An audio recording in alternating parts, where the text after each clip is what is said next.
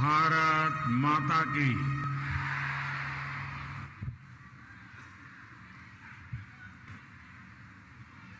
ગણેશ ઉત્સવની ધૂમ હોય વડોદરામાં, નવરાત્રીની તૈયારીઓ ચાલતી હોય અને એવા સમયે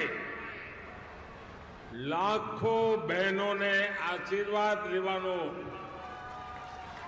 મારા માટે એક અવસર આપ સૌ માતાઓ બહેનોના ચરણોમાં કોટી કોટી વંદન.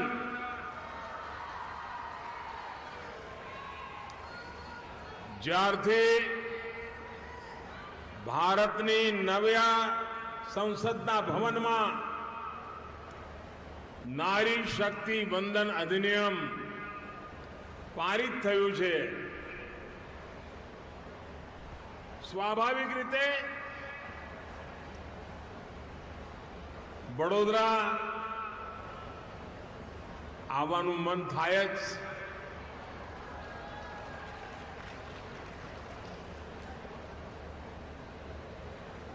અને વડોદરાને એવું યાદ કર્યું એટલે એમ લાગે કે મારા જીવનના ઘડતરમાં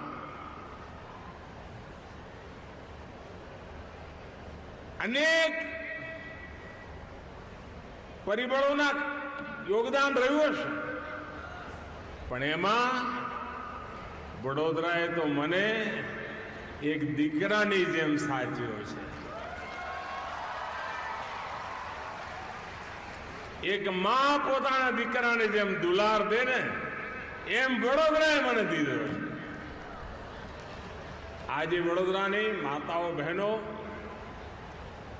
એમને વિશેષ રૂપે મને દર્શન કરવાનો મોકો મળ્યો અને હું પાર્ટીનો પણ આભારી છું કે મને અંદર પણ જરા જવા દીધો. અમારા એસપીજી વાળાનો આભાર, કારણ જૂના જૂના અનેક પરિવારોના મને દર્શન કરવાનો મોકો મળ્યો. આજે જૂની જૂની યાદો બધી તાજી થઈ. ગુજરાત અને ગુજરાતની સ્ત્રી માતૃશક્તિ, એનો પ્રેમ અને આશીર્વાદ મારા માટે હંમેશા હંમેશા એક ઋણ તરીકે હું સ્વીકારીને ચાલુ છું. નારી શક્તિ વંદન અધિનિયમ, એના દ્વારા મારી એક કોશિશ છે કે આ દેશની માતૃશક્તિનું કર્જ ઉતારું. આ કાયદો ભવિષ્યમાં વિધાનસભાઓમાં, લોકસભાઓમાં મહિલાઓને 33% આરક્ષણ એ હવે પાકું થઈ ગયું. હું આપ સૌને આ મહત્વપૂર્ણ કાયદા માટે, આ મહત્વપૂર્ણ નિર્ણય માટે જેટલો અભિનંદન આપને આપું, જેટલી શુભકામનાઓ આપને આપું, એટલી ઓછી છે. વાલા પરિવારજનો, જ્યારે વડોદરા આવું એટલે ઘણી બધી જૂની જૂની યાદો તાજી થઈ જાય, કારણ કે વડોદરા સાથે એટલો બધો આત્મીય નાતો રહ્યો અને હરેક સ્તર પર રહ્યો. અને અમારી શાસ્ત્રી પોળ, રાજમહેલ રોડ, ખારીવાવ, વાડી, અમારું માંજલપુર, બાજવાડા, ગડિયાળી પોળ, મકરપુરા, સમા, અકોટા, ગોત્રી, કારેલીબાગ, આરવી દેસાઈ રોડ, રાવપુરા, મારું દાડિયા બજાર, અને સહેજ બહાર જાવ તો તરસાલી. તમારી વચ્ચે એટલો બધો સમય ગુજાર્યો છે કે યાદોનો ભંડાર ભરેલો પડ્યો છે અને અનેક પરિવારો સાથે નિકટતા, આવવા જવાના સંબંધો, અને વડોદરા આવો એટલે પછી લીલો ચેવડો ને ભાખરવડી ને પેડા ને સેવ ઉસળ ને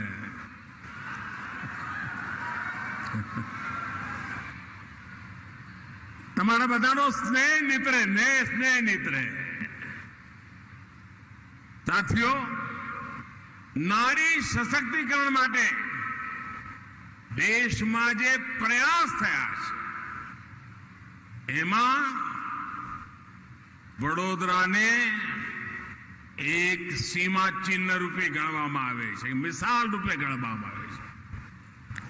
વડોદરા એવી જગ્યા છે જ્યાં ગાયકવાડ સરકારના સમયે દીકરીઓને અભ્યાસ એ કમ્પલસરી કરવામાં આવ્યો હતો અને મફતમાં દીકરીઓને ભણાવો, અને જો કોઈ મા બાપ દીકરીને ન ભણાવે તો એને દંડ કરવામાં આવતો. અને મારું સદભાગ્ય છે કે મારો જન્મ જે ગામમાં થયો એ ગાયકવાડી સ્ટેટનું ગામ હતું, અને અહીંયા આપણી MS યુનિવર્સિટી, એની તો પરંપરા જુઓ, ચાન્સેલર મહિલા તરીકે જ આપણને હંમેશા માર્ગદર્શન આપે, મહિલા જ માર્ગદર્શન આપે. અને આ પણ એક મોટું કારણ છે કે ગુજરાતમાં મુખ્યમંત્રી તરીકે નારી શક્તિ સાથે જોડાયેલા અનેક કાર્યક્રમો વડોદરામાં કરવાનો અવસર મળ્યો. માતાઓ, બહેનો, દેશ અને દુનિયામાં હંમેશા ગુજરાતના વિકાસના મોડેલની ચર્ચા થાય છે. આ વિકાસ મોડેલ એનો પ્રભાવ હતો કે 2014માં આ દેશના કોટી કોટીજનોએ મને આશીર્વાદ આપ્યા. આપના દીકરા ઉપર દેશે ભરોસો કર્યો, અને હું એક વાત હંમેશા કહું છું કે ગુજરાતના વિકાસના મોડેલની સૌથી મોટી તાકાત અમારી માતાઓ અને બહેનો છે. ગુજરાતે સફળતાના નવા બુલંદી પર પહોંચાડવાનું કામ એ ગુજરાતે વિમેન લેડ ડેવલપમેન્ટ એની જે આધારશિલા નાખી છે ને એના કારણે છે. તમારામાંથી ઘણી બધી બહેનોને યાદ હશે કે 20 વર્ષ પહેલા ગુજરાતમાં મહિલાઓનો સાક્ષરતા દર એટલો નીચો હતો કે આપણને બધાને ચિંતા કરાવે. મોટી સંખ્યામાં દીકરીઓ દાખલ તો થાય પણ બગડા તગડા પહોંચતા પહોંચતા તો ભણવાનું છોડીને ઘેર જતી રહે. હોસ્પિટલમાં ખૂબ ઓછી માતાઓ હતી કે જેમની પ્રસૂતિ થતી હતી. ઘરે જ બધું થાય ને એમાં માતાઓ જીવ ગુમાવે, નવજાત શિશુ જીવ ગુમાવે. આપણા ગુજરાતમાં સ્ત્રી પુરુષનો રેશિયો પણ ચિંતાજનક હતો. આજે વર્ષોની અંદર જે બહેનોનો દબદબો જોઈએ છે ને એ વખતે કાંઈ નજર નહોતું આવતું, ભાગીદારી જ નહોતી. સામાજિક ભૂમિકાઓમાં, અલગ અલગ સ્થાનીય સ્વરાજની ચૂંટણીઓમાં માતૃશક્તિની ભાગીદારી ખૂબ સીમિત હતી. એની સાથે જ જીવનમાં સૌથી વધારે સંઘર્ષ, ડગલે ને પગલે સંઘર્ષ આપણી માતાઓ બહેનોને કરવો પડતો. કચ્છ જેવા ક્ષેત્રોમાં પીવાના પાણી માટે તરસવું પડે, માઇલો સુધી જવું પડે. અને આપણા ધંધુકામાં તો એમ લોકો કહેતા કે દીકરીને બંદૂકે દેજો પણ ધંધુકે ના દેતા. આ પાણીની તકલીફો હતી અને ગુજરાતને એવી અસંખ્ય પરેશાનીઓ, એ મુસીબતો આપણને વારસામાં મળેલી. અમે મહિલાઓને કેન્દ્રમાં રાખીને વિકાસની નીતિઓ બનાવી. અમે ઈમાનદારીથી, સેવાભાવથી કામ કર્યું અને આજે ગુજરાતના ખૂણે ખૂણે એના સુફળ જોવા મળે છે. આજે નવી પેઢીની દીકરીઓ 20 વર્ષ પહેલા અનેક તકલીફો, જે આજે 20 વર્ષની દીકરી હશે ને એને ખબર નહીં હોય કે પહેલા એના માને, એની મોટી બહેનને કે એના પરિવારના વડીલોને કેવી તકલીફો પડતી હતી. આજે એને એવી કોઈ તકલીફોથી જીવવું નથી પડતું. આનાથી વધારે જીવનનો સંતોષ કયો હોય દોસ્તો? આજે હમણાં હું બોડેલી હતો, તો બોડેલીમાં મને 4-5 દીકરા દીકરીઓને મળવાનો મોકો મળ્યો. એ દીકરીઓ દીકરા હતા જેમને હું 2002માં આંગળી પકડીને નિશાળે ભણાવવા લઈ ગયો તો ગામડામાં. અને આજે એમાંથી એક ડોક્ટર બનેલા, કોઈ MA થયેલ, એ બધા મળ્યા તો મને એટલો સંતોષ થયો કે ભલે એ વખતે નાનું લાગતું કામ પણ કોઈની જિંદગી કેટલી મોટી બનાવી દે છે એ આજે જોઈને સંતોષ થાય છે.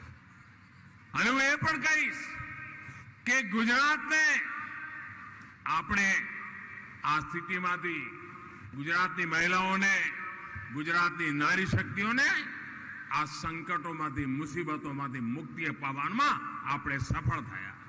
મને યાદ છે એકવાર એક ગામના સરપંચ બેન એમના ગામમાં ચૂંટાયેલ 5-6 બહેનો લઈને મને મળવા આવેલા.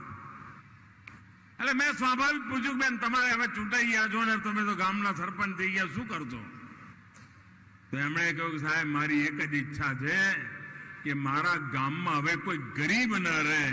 આપ કલ્પના કરો, જે ગુજરાતના ગામડામાં નવી ચૂંટાયેલી એક વૃદ્ધ માં, એના મનમાં સપનું હોય કે મારા ગામમાં કોઈ ગરીબ ન રહે, એવી રીતે મારે પંચાયતની સેવા કરવી છે.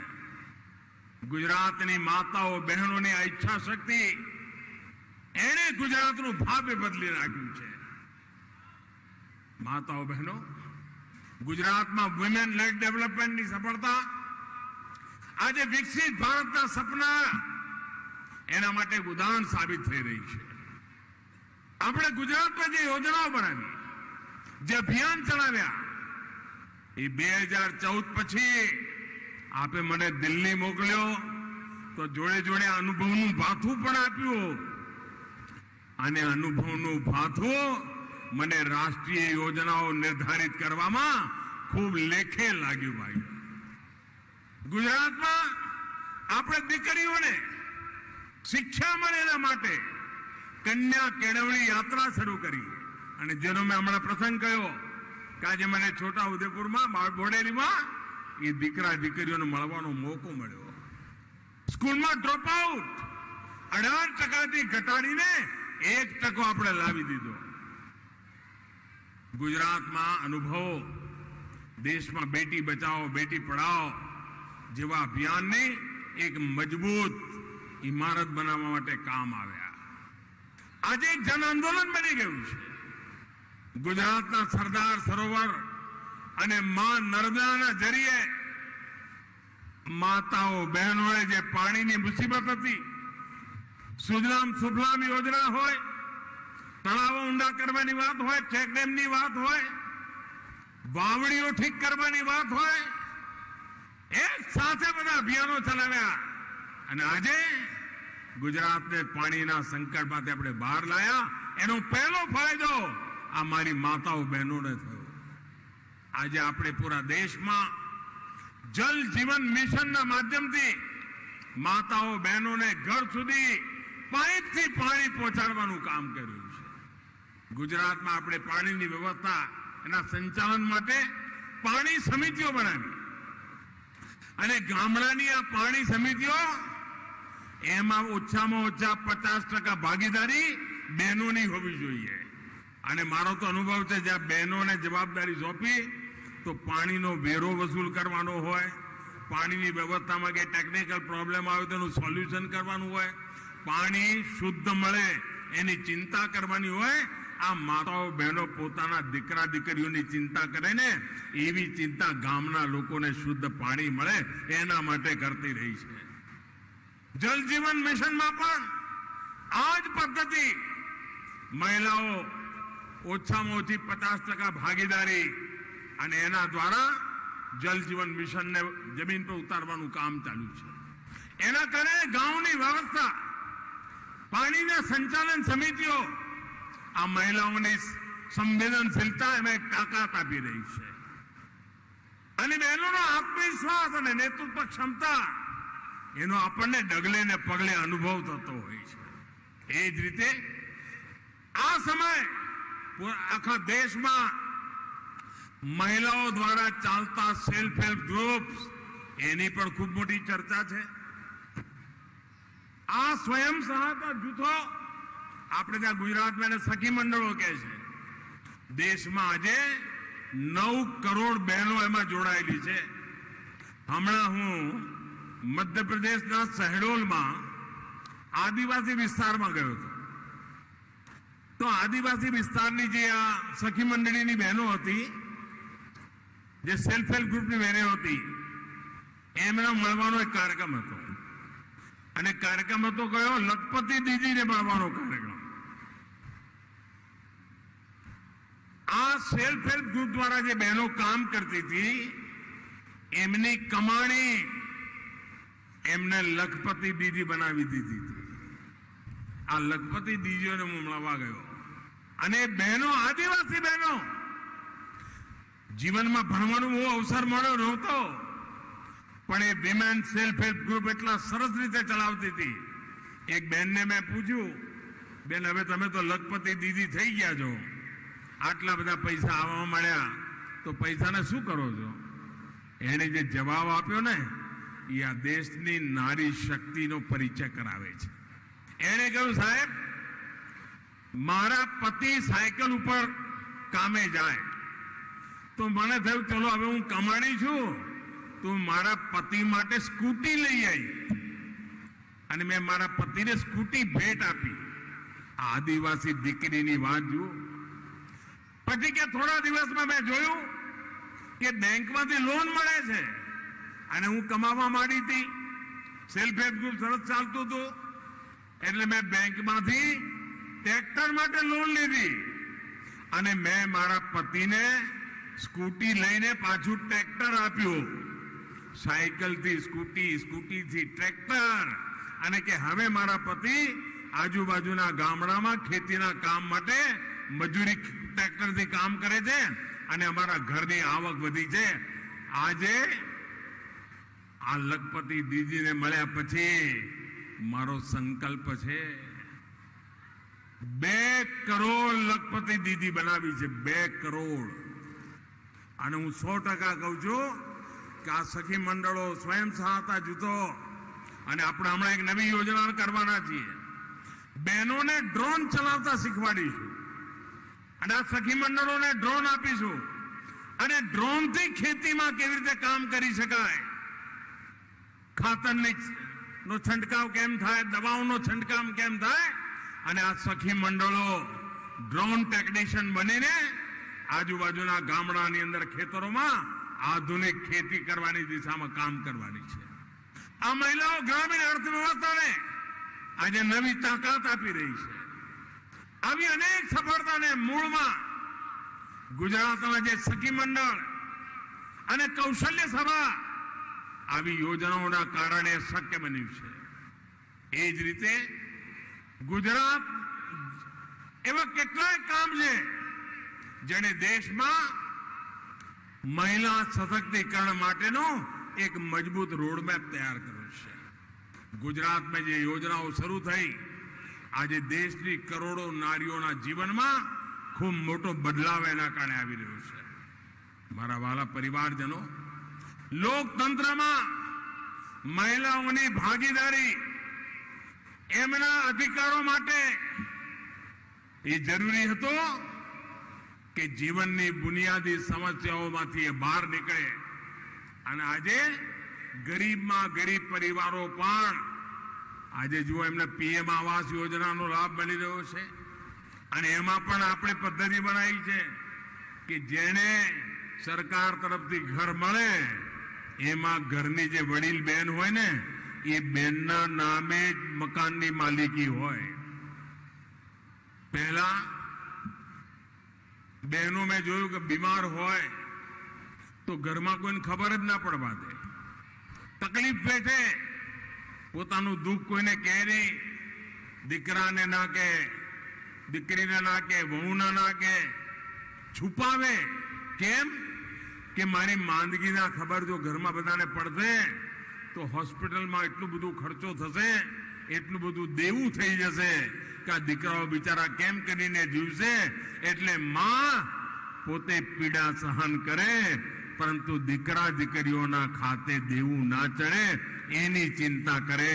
અને આ હું જાણતો હતો અને એટલા માટે દિલ્હીમાં તમારો આ દીકરો પહોંચ્યો ને મેં પહેલું કામ કર્યું આયુષ્માન કાર્ડ.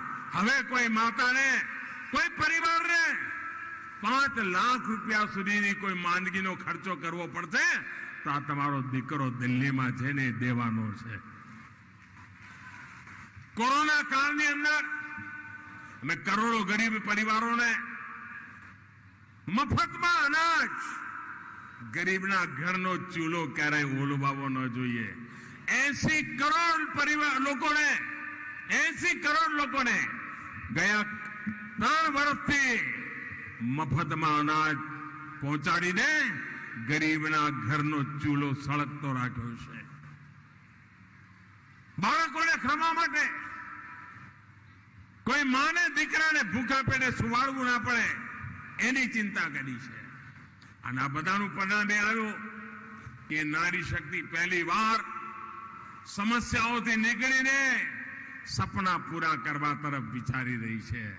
એ સમસ્યાઓમાં જે ડૂબેલી હતી એ હવે સપના લઈને ઊભી થઈ ગઈ છે. એ સ્થિતિ પેદા થઈ છે.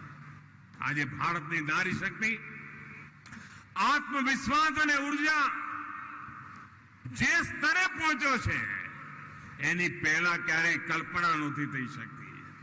આજે ભારતની નારી શક્તિ સતર્ક પણ છે, સજગ પણ છે.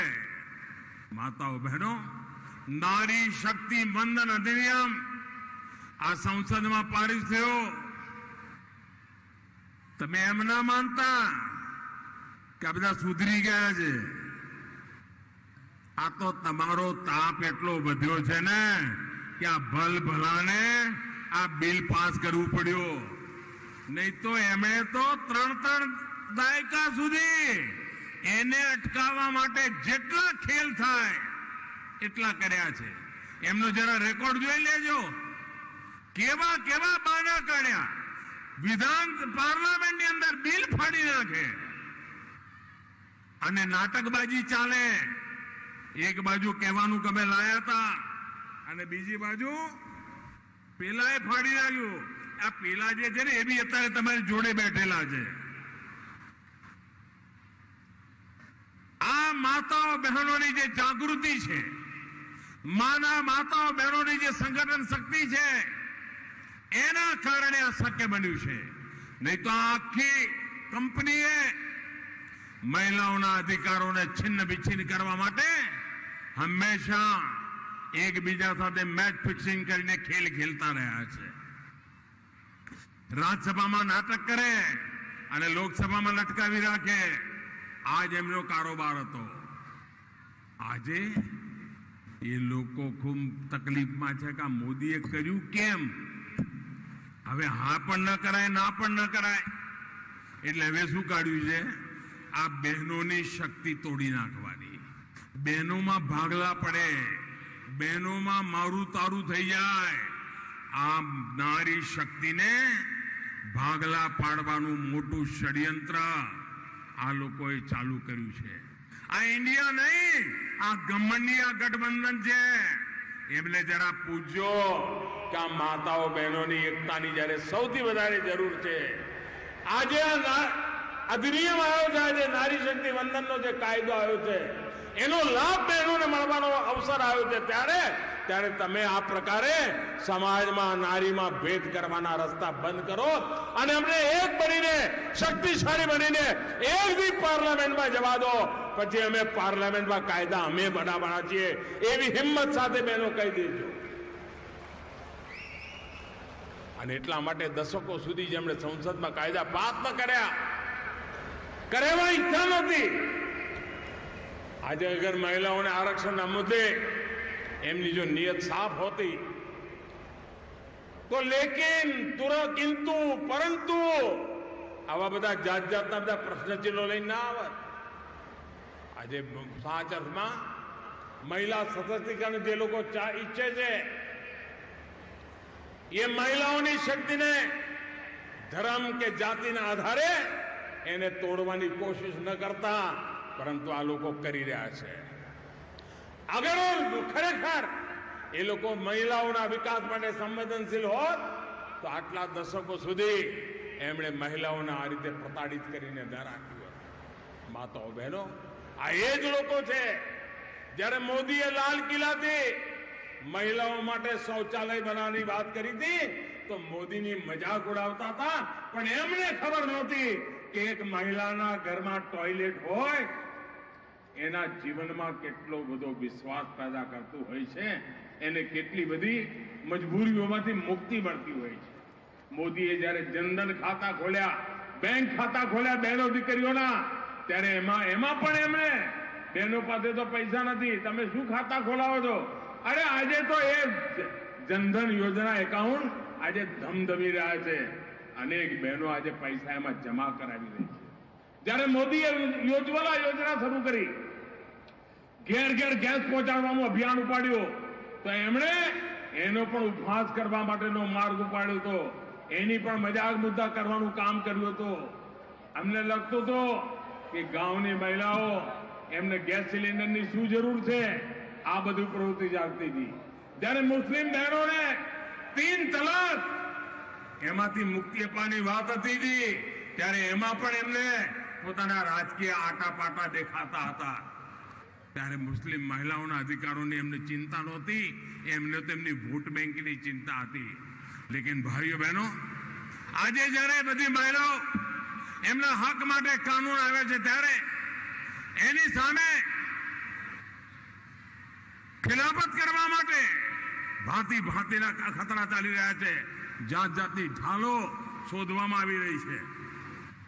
આ લોકોને જરા પૂછજો કે 3 તલાકમાંથી મુક્તિ માટે મુસ્લિમ બહેનો માટે કાયદો લઈ આવ્યા, તો આ મુસ્લિમ બહેનોના અધિકાર માટે તમે કેમ ઉભા ના થયા? માતાઓ બહેનો, એ આપણી તાકાત છે, માતાઓ બહેનોની તાકાત છે કે એ લોકોની ઈચ્છા ન હોવા છતાં પણ આજે એમને નારી શક્તિ વંદન અધિનિયમને પૂરો ટેકો કરવા માટે મેદાનમાં ઉતરવું પડ્યું છે. અને મોદી જે પ્રસ્તાવ લઈને આવ્યો ને, એનું સમર્થન એમણે મનથી નથી કર્યું, કમને કર્યું છે. એટલે આવા લોકોથી મારી માતાઓ બહેનો ચેતતી રહે. સાથીઓ, ગુજરાતમાં ભાજપા સરકારે કાયદો વ્યવસ્થાને હંમેશા નિયંત્રણમાં રાખ્યા, અને એટલા માટે અહીંયા મારી માતાઓ બહેનો બેટીઓ મોડી રાત સુધી ઘરની બહાર નીકળી શકે છે. અને હવે તો નવરાત્રિની ધૂમ જુઓ ને, આખા દેશના દુનિયાના લોકો વર્ણન કરતા હોય છે કે અહીંયા અમારી માતાઓ બહેનો કેટલા રંગે રંગીને જીવતી હોય છે. અને વડોદરા તો એમાં ઉછળી ઉછળીને આગળ રહેતું હોય છે. ગયે વર્ષે દુનિયાના 60થી વધારે એમ્બેસેડર ખાસ આપણા વડોદરામાં નવરાત્રિના દર્શન કરવા આવ્યા હતા, દુનિયામાંથી બધા લોકો. અને એમના માટે અચરજ હતું કે આવા ઉત્સવનું વાતાવરણ ગુજરાતની ધરતી પર હોય છે, વડોદરા નગરીમાં હોય છે. વડોદરાના લોકો નવરાત્રિ અને બધા જ પર્વો, વડોદરા એટલે મારી સંસ્કાર નગરી, વડોદરા એટલે મારી ઉત્સવની નગરી, વડોદરા એટલે મારી ઉત્સાહની નગરી. આપને સૌને અનેક અનેક શુભકામનાઓ.